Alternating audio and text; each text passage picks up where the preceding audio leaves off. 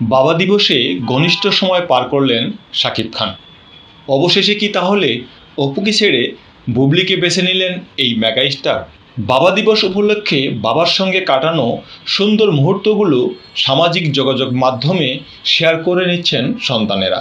ঢাকাই সিনেমার শীর্ষ নায়ক শাকিব খানও 2 সন্তানের বাবা।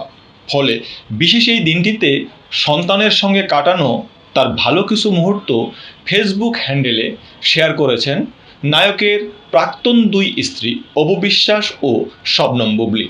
গত রোববার সকালে অপু বিশ্বাস তার ফেসবুক অ্যাকাউন্টে একটি ভিডিও শেয়ার করেন, যেখানে দেখা যায় তাদের সন্তান আব্রাহাম খান জয় বাবার কোলে বসে হারমোনিয়াম বাজিয়ে গান গাইছে।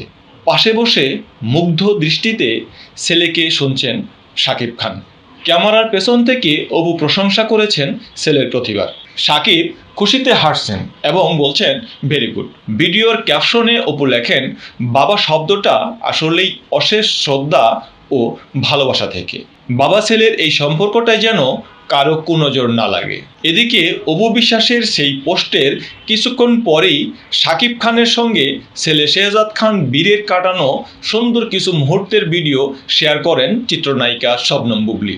যে ভিডিওতে দেখা যায় তাদের ছেলে শেহজাদ খান বীর বাবার পাশে বসে কার্টুন দেখছে। শাকিব খান তখনও কিছুটা ঘুম ঘুম চোখে, কিন্তু ছেলের সঙ্গে দুষ্টুমিতে মেতে উঠেছেন।